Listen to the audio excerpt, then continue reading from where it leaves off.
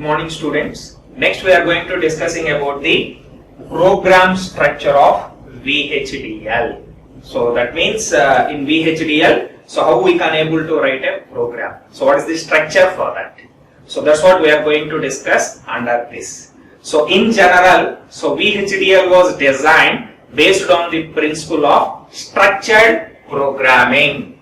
So based on the principle of structured programming. Actually that structured programming previously, so it was followed for software languages such as Pascal and Ada. So as I mentioned at that time in the 1981, so software languages are so popular. So which are all C, Pascal, Fortran, Ada, all these languages. So while coming for those software languages where for Pascal and Ada software programming languages, they considered the structured programming. So in their design. So same structured programming, okay, they considered for VHDL. So why they followed that particular one is, the main idea of structured programming is to define the interface of a hardware module while hiding its internal details. So that is the main idea. Why we are supposed to go for the structured programming, same as Pascal and Ada, that is, so we can able to define interface of a hardware module while hiding its internal details. So because of that advantage only, we are supposed to go for the structured programming. So let me explain in detail. So whatever I mentioned right now, that is we can able to form interface, we can able to define the interface of a hardware module by means of hiding the internal details. While coming for that, so looking at this, so you can able to get the much clear idea. So this is how the VHDL program structure seems to be. Okay, that is what structured programming. So what it consists of, actually two modules. So one is entity declaration and architecture definition. So here I consider text file. So whatever it may be. So for example, mydesign.vhd. So whatever program that we are writing, let be as we discussed in the last class. So 4-bit triple carry adder. How we can able to construct by means of 4 full adders. That full adder how you can able to construct by means of considering 2 half adders. Half adder how we can able to construct by means of considering XOR and AND gates. So in this particular case, I considered any one particular module. So let be, here I am writing a code for the half adder.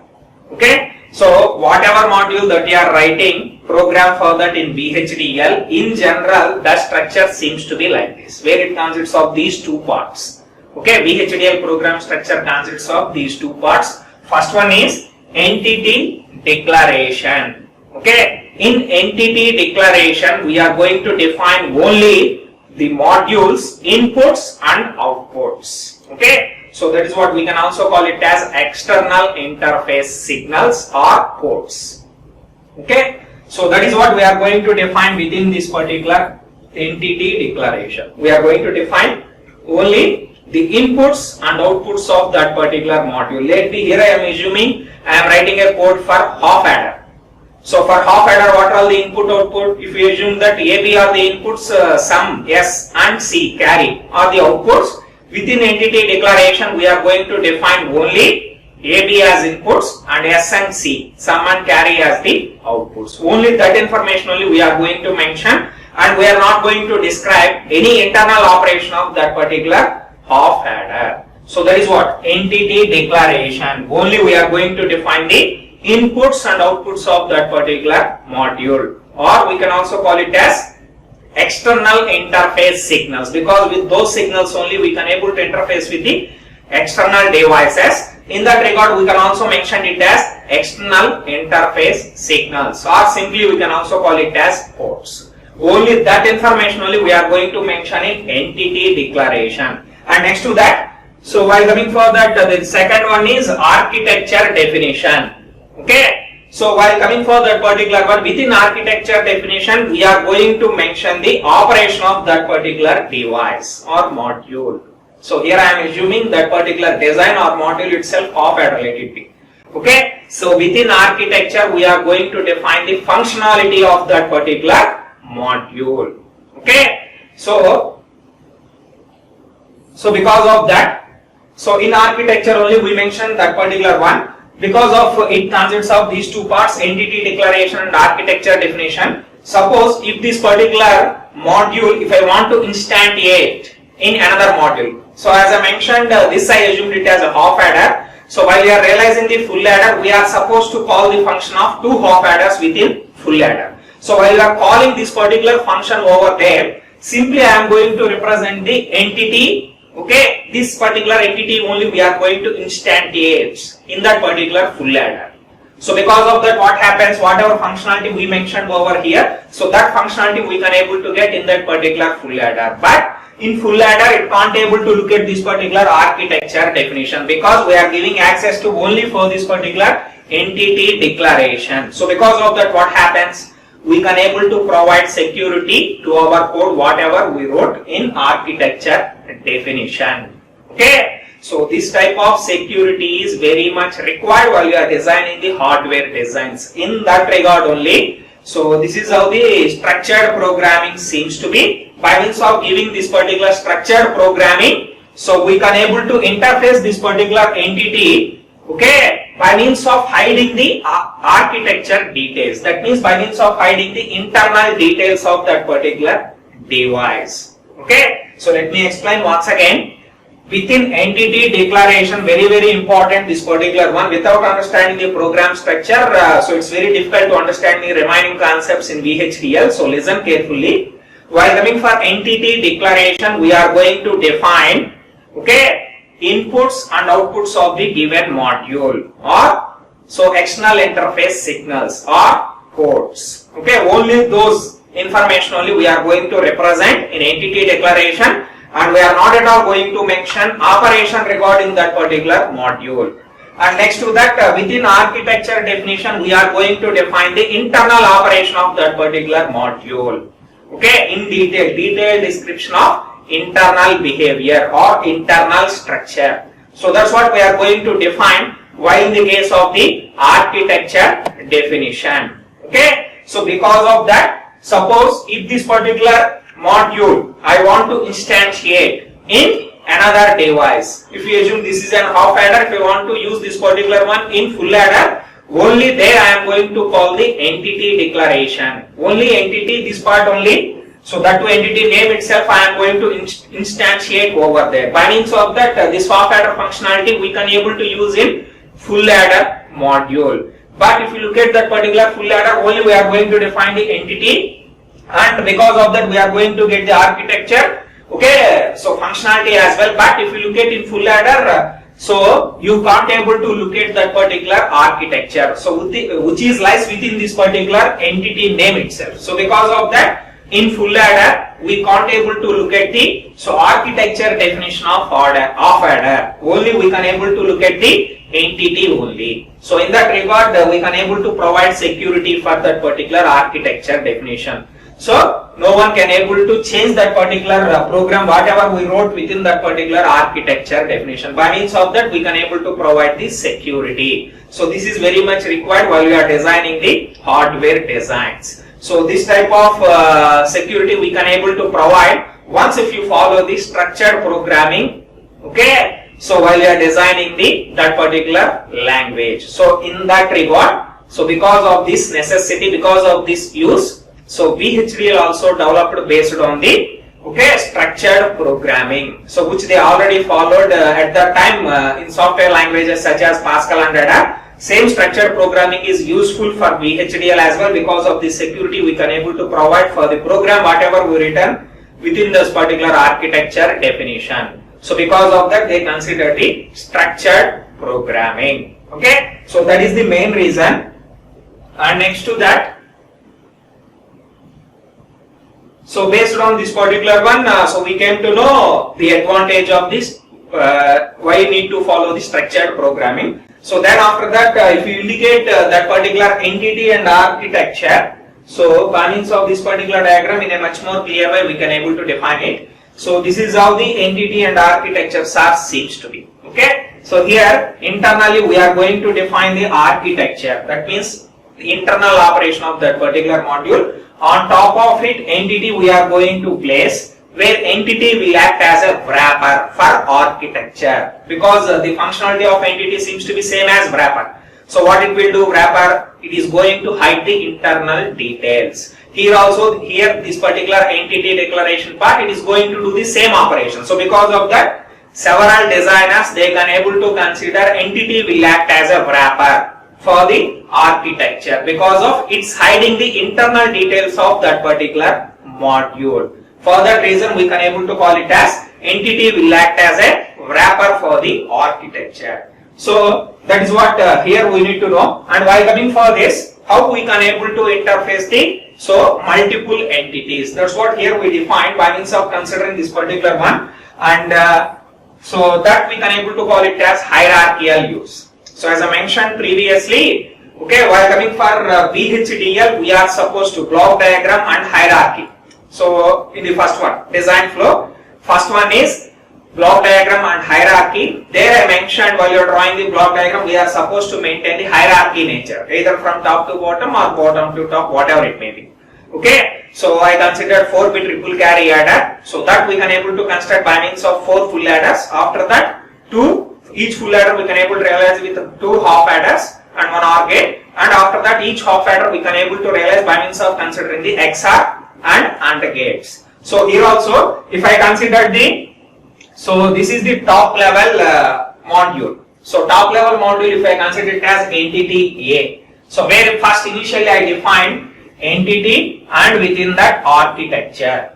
Okay. So if I want any modules, any other entities, if I want to instantiate. Okay. So if I want to call those entities or instantiate those entities, so within the architecture only we are supposed to place them. So because of that, so that is the top level module. If I can able to assume this is a 4-bit ripple carry adder, then what it needs to instantiate? So 4 full adders are required. So according to that, if I develop a full adder functionality, so that one we are supposed to call 4 times. Okay, 4 times I am supposed to instantiate those within the architecture of 4-bit ripple carry adder. Okay, so based on that, so here entity within that architecture. So if this particular architecture requires multiple other entities, then it can able to call those entities within that particular architecture. So while it was calling any one particular entity is required more than one. Okay, also it can able to instantiate more than one. So in the case of 4 full adders are required. Full adders means same program.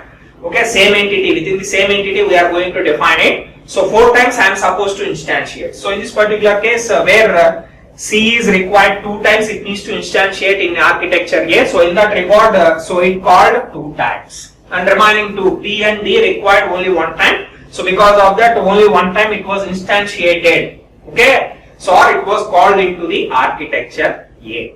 Then while coming for next, so architecture C. So within this further submodules are going to present, like in full adder, 2 more half adders it consists of. So in the same way, or within half adder, so XOR and AND gate it consists of. Let me if I consider this is an half adder, then within that it needs to instantiate both XOR as well as AND gate. So because of that, it's called these 2 entities. Okay. So because of that, while coming for architecture C, where it requires entities of E as well as F. So because of that, these 2 called by that particular one, and while coming for D also, where it requires these 2 entities, and this particular F where it requires 2 times.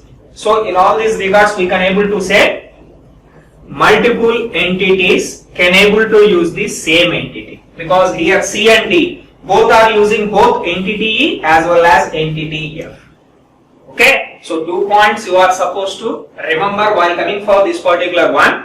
One is, so within the architecture, so if I want multiple times the same entity, we can able to define that many times. How many times are required? That many times we are supposed to instantiate, okay, that particular entity. And second one is multiple higher level modules can able to use, okay, same low level module. So because of that, here architecture C, that means entity C, entity D within that particular architecture program, they call both E as well as F. Okay, multiple high level modules can use the same low level modules. Okay, so these are all the points you are supposed to remember, and by means of this particular way itself, we can able to achieve the hierarchical nature. Okay, if I consider this is a full adder, then obviously so half adder. two half adders are required. These two we can able to consider it as half adder. Within half adder where it requires XOR and AND gate. So this is not exactly belongs to that particular one. Okay. So just some example they mentioned. So but I am equating this particular one with 4-bit ripple carry adder. But this is not the actual representation for that. Just for an example sake I am considering. Okay. So because of that it seems to be like somewhat different compared to that. Okay. So that is what the overall concept of that particular program structure of VHDL, where we are going to follow the structured programming style. Okay. So because of the advantage of we can able to provide the security for our internal architecture, whatever we defined. So in that regard, so we considered structured programming. So and after that, all other languages, so all other high level languages, VHDL also ignores the spaces and line breaks. So by means of mentioning spaces and line breaks, so it seems to be easy for us to read that particular program. So in that regard, here also it consists of spaces and line breaks. So in between any matter you can able to place user defined identifiers. Okay. So that is for the readability purpose only. In an easy way we can able to read if you give spaces and line breaks between the letters. Okay. So in VHDL also simply that VHDL is going to ignore the spaces and line breaks. Okay. And in VHDL, like other several languages, it also consists of reserved words, or we can also call them as keywords. Okay. So while we are dealing with the syntax of VHDL, we came to know, okay, so what are all the keywords or reserved words that we have within that particular VHDL. And after keywords, next we are supposed to look at the user defined identifiers. So because while we are assigning names for the modules in all those, so we are going to consider the user defined identifiers. So user can able to define, so whatever name he can able to assign for that particular module. So that is what user defined identifiers. While we are defining them, okay, so those must be start with a letter. Okay, so begin with a letter and contains letters, digits and underscores. But user defined identifier must start with a letter. So after first letter also next, so maybe it consists of letters or digits or underscore. But so there is a limitation while you are placing this particular underscore, that is no two underscores, okay, successively. So you are not supposed to place. So that's what underscore may not follow another underscore. So that one condition is there, you are supposed to take care. And one more thing is that underscore should not be a last character in the user defined identifier. So okay, or be the last character in an identifier. We should not apply as the last character in the user defined identifier, as well as two successive underscores should not present. Okay. So that is, these are all the points you are supposed to remember. And one more is VHDL reserved words, that is nothing but keywords. So those are all not a case sensitive, either you can able to give uppercase or lowercase. But that is not while in the case of Verilog and ABEL. So these are all the other languages. Okay. So anyway, we are going to deal previously Verilog. If you consider the Verilog, so where all those keywords are case sensitive. But while coming for VHDL, the advantage, one of the advantage of VHDL over Verilog, we can able to say it as in VHDL keywords or reserved words are not case sensitive. You can able to give either upper or lower case. Okay. So these are all the some of the points you are supposed to remember. So now let me explain the syntax for entity declaration, because as we discussed previously, VHDL follows the structured programming. In structured programming, what it consists of? One part, two parts. Okay, program structure. One part is entity declaration. We are going to define only inputs and outputs of that particular module. And second part is architecture definition. So within that we are going to define the internal details. That means functionality of that particular module. In detail they are going to describe within that particular architecture definition. So because of that we need to know syntax for both entity declaration and architecture definition to write a program for any particular module. So in that case, first let me start with the entity declaration part. So how this syntax seems to be for an entity declaration. So that's what we are going to study first. So while coming for that, entity declaration part starts with a keyword entity. It's a keyword or reserved word. Okay. So in this particular syntax, the keywords are entity, is, port, and end. So these four are the keywords. That means predefined. Okay. So predefined within that particular VHDL reserved words. Okay. So in this particular entity declaration, those are entity, is, port, and end. Okay. Anyway, so entity declaration part start with a keyword entity, and after that entity name was there. So what we are going to represent in that particular entity name, it is an user defined identifiers. As I mentioned previously, user defined identifiers must start with a letter. Okay, so then after that, so we can able to continue with the letters, digits, or underscores. But two consecutive underscores so should not represent. Okay, one after another, and also last character should not be a underscore. So by means of following those, we can able to mention the entity name. So in general, entity name we are going to define as a seems to be whatever operation we are going to achieve by means of that particular module equivalent to that particular one we are supposed to represent. Let me if I am developing program for an half adder, simply I can able to mention half adder. Okay, half underscore adder. Like that also you can able to represent the entity name. And next using a keyword is. Okay, entity is a keyword, entity name, user defined identifier. After that is, then we are going to define the ports. As I mentioned within entity declaration, we are going to mention only inputs and outputs of that particular module. So let it be, if I am considering the half adder, where inputs are A and B, if we assume, and outputs are sum and carry, within this particular entity declaration, we are going to define inputs and outputs. That's it. We are not going to define functionality of that particular half adder or whatever module we are going to represent within that particular entity declaration part. Okay. So then, so immediately after mentioning that particular entity name, next we are supposed to mention the input output ports. So that is what? So external interface signals we can able to call them as, because so with these signals only we can able to interface with the other devices. Because of that, we can also call them as external interface signals or simply ports. Okay, those ports we are going to define after mentioning the name for that particular module. So that we start with a keyword port. So port. So bracket begin, signal names, okay, mode, colon, mode, and signal type.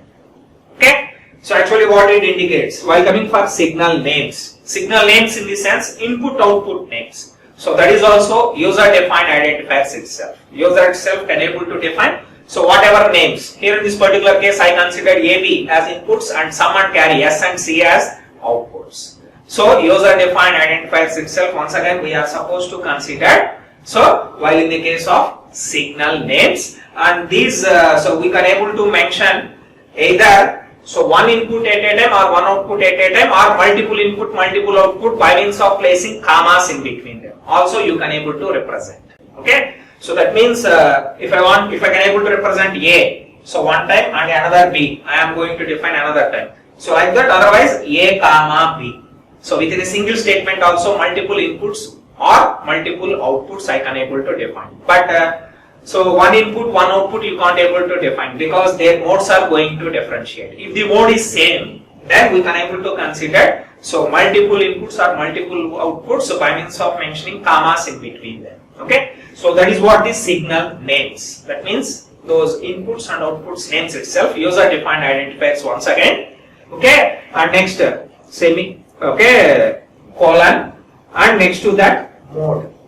Okay, so mode, where that particular mode is going to represent this signal direction, whether it is an input or output or in-out or buffer. So in general we have 4 different modes that we have. So 4 different reserved words that we have under this particular mode. So what are all those? So we will see. Okay, so while coming for this first one, okay, yeah. While coming for this is the mode. So one of 4 reserved words, it consists of within that particular one where mode is going to represent the signal direction. So in that first one is in. Okay, so name itself going to indicate that. So that signal is an input for that particular device. That's what it is going to indicate. Okay, the signal is an input to the entity. So here in this particular case, modules itself we can able to consider it as entity. Okay, so that is what in, that is one mode. If that particular signal is input to that particular entity, then we can able to represent that mode as in. And second one is out. If that particular signal is output of that particular entity or module, then we can able to represent it as out. So here one more point you are supposed to remember is, if any signal if you represent it with an out, okay, so that value you can't able to read within that particular architecture. So in whatever entity you define that particular signal as out, so within that particular architecture we can't able to read the data for that particular one within the architecture. Okay, so this is one point you are supposed to remember, cannot be read inside the entity's architecture. But so if I call that particular entity in another module, within that particular other architecture module, we can able to read this particular out signal data. So this point is very, very important, you are supposed to know. So whatever signal I mentioned, so with a mode of out, so within that particular architecture we can't able to read that particular signal inside the entity architecture. So but you can able to read it once if you instantiate this particular entity in another module, that another architecture you can able to read the value of that particular out signal. Okay, so that is what regarding out. And next third mode is buffer. So whatever difficulty arises in out, that will be resolved while in the case of buffer. So what was the difficulty over there? If I mentioned a signal without, within that particular architecture we can't able to read that particular signal value, but that will be overcome by means of considering a buffer mode. If I mentioned buffer as a signal mode, then obviously whatever value we mentioned for that particular signal, so buffer also is going to indicate out signal itself. Okay, so same as this only, out itself. But the difference is within that particular architecture also we can able to read that particular signal value. So that is what the main difference between buffer and out. Buffer also is going to indicate the output signal itself, but the difference is within that particular architecture also we can able to read the so that buffer signal data. That's what the main difference between out and buffer. And next to that, another fourth mode is in out. Okay, so that is nothing but if we can able to use a signal in bidirectional, both input as well as output, then such signals we can able to define by means of mentioning a mode of in out. So as we discussed previously, the output consists of three state. Okay, so whenever a signal will act as a three state, so device, in such cases we are going to define those outputs, so we can able to consider them as in outs. Okay. So that is what regarding that particular mode. And next to that, another one is, so what we have, signal type. Okay, so in general VHDL having so multiple predefined as well as user defined signal types. So like in C, what we mentioned, character, integer. Okay, so like whatever we mentioned over there, signal types in the same way. Okay, so it is going to define the what is the type of signal, whether it is bit or character or string, whatever it may be, like that.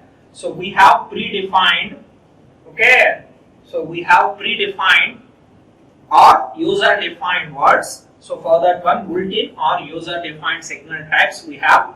Anyway, further we are going to study what are all those. Okay, so those types must be mentioned over there. Okay, so that is what regarding. So here same thing he mentioned multiple times. Okay, but one more thing you are supposed to observe over here is, so if you look at the semicolon, so for all signal types ending of semicolons it consists of, but for the last one there is no semicolon over there. Okay, last one we are going to place after closing that particular parenthesis, external to that only we are supposed to mention that particular semicolon. So this is one point you are supposed to remember. So before that, how many times also you mentioned? For all those, you are supposed to indicate the semicolons except the last one. For the last one, you are not supposed to represent any semicolon. By means of closing this parenthesis, after that only we are supposed to mention the semicolon. So these are all the points you are supposed to remember while coming for the entity declaration part. Okay, so this is how it seems to be. And next we are going to look at the architecture definition.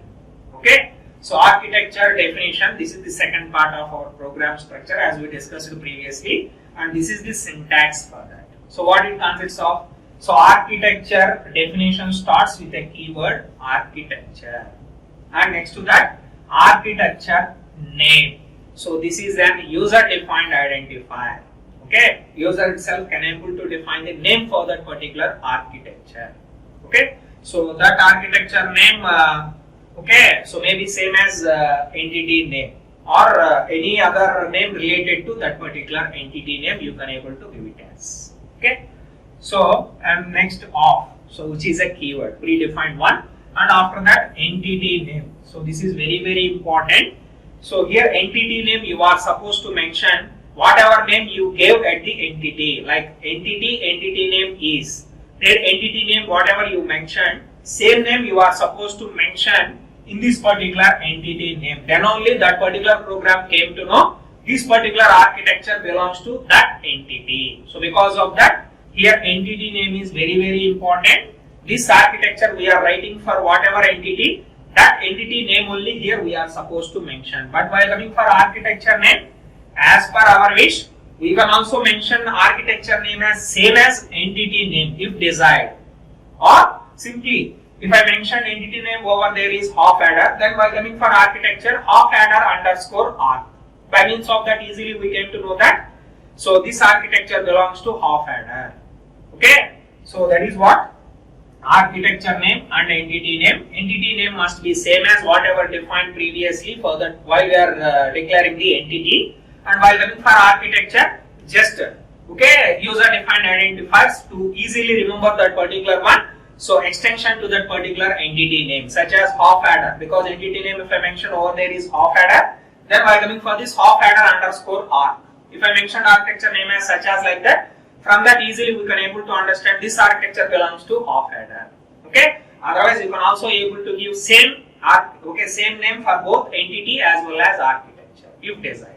Okay, and is a keyword, and then after that, so before begin, actually the body of that particular architecture starts with begin and ends with end. So but before that, so here certain declarations and definitions are there.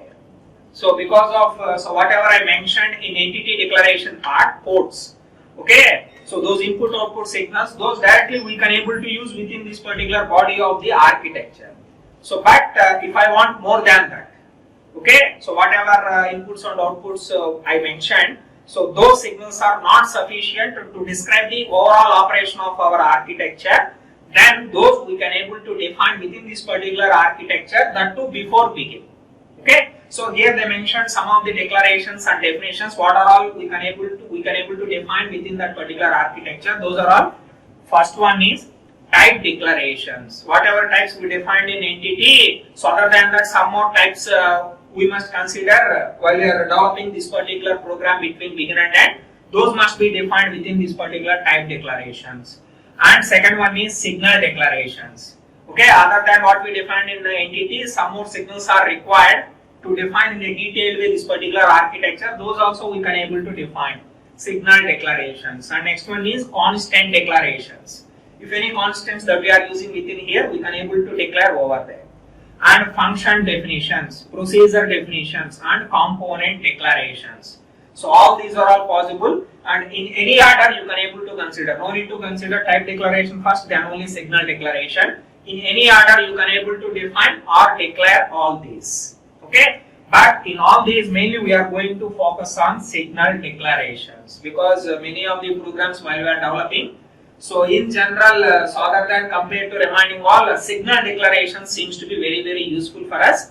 Okay, so those requirement is very high. So because of that, mainly we need to know how to declare the signal declarations. And after that, we are supposed to study about the variable declarations. One more thing is variable. So here we didn't define any variable declarations because that one does not have any physical existence in our module. Okay, like while we are developing the C program, temporary variables we are creating to store the temporary data. After that, we are assigning it to once again our drives. In the same way, here also we are going to define the variable declarations. Those variable declarations we are using in functions and procedures. Okay, and that syntax, signal declaration, variable declarations are seems to be same as entity declaration part itself. So after defining all these, so next the body of that particular architecture starts with begin. So then thereafter multiple statements we can able to write. All those statements are concurrent statements. As I mentioned previously, concurrent statements are nothing but multiple statements at a time they can able to execute. So if I write multiple concurrent statements around 10, if I write, all those 10 statements are going to execute at a time. So that is what concurrent statements. So within architecture we are going to define in the body only the concurrent statements. So because of that, whatever we represented in between begin and end, so all those are all going to execute at a time. Okay. Then after that, finally we are supposed to end that particular architecture body with keyword end and architecture name. So whatever name we described over here, same architecture name must be mentioned over there, and last one is with a semicolon we have to close it. Okay. So and while we are discussing over here, two declarations we are supposed to take care. One is signal declaration and second one is variable declaration. Okay, variable declaration we are going to use in functions and procedures, which don't have any physical significance. In our module, such type of signals we can able to represent with variable declaration. Those also very much useful. So here let me mention the syntax for signal declaration and variable declaration. While coming for signal declaration, this is how the syntax seems to be. Okay, it seems to be same as port declaration, what we declared in entity. Okay. So, but there is no mode over there. That is the only modification. So, starts with a signal declaration, starts with a keyword signal, then signal name colon signal type. Okay, syntax seems to be same as what we defined in port declaration of entity. There mode is there, but here there is no mode. That is the only difference. Okay, signal declaration starts with a keyword signal. Then signal name, user defined identifiers, any signal name you can able to describe colon signal type. Anyway, predefined or user defined types we have, we can able to use any one. Okay, so that is what regarding that particular one. So 0 or more signals we can able to define. So within an architecture based on our requirement, there is no specific reason that we must use signals, we must use variables. As per our requirement, it may or may not present both signal as well as signal declarations and variable declarations. Okay, and next one is variable. Okay, variable syntax. Is variable declaration syntax is starts with variable and variable names and variable type. Simply instead of signal you are supposed to replace with variable. So that is how it seems to be. Variable declaration. This is the syntax. Starts with a keyword variable, then variable name, which is a user defined one, and variable type. We can able to use predefined or user defined types to represent that particular one. So this is what regarding signal declaration and variable declaration, and this is how the program structure all seems to be. Entity declaration as well as architecture definition. By means of knowing these two, what we are supposed to represent within that. Okay, so we can easily able to write the program for that. So all these are all very important to develop a program in VHDL. So because of that, so take care about all these things. Okay. Anyway, thank you.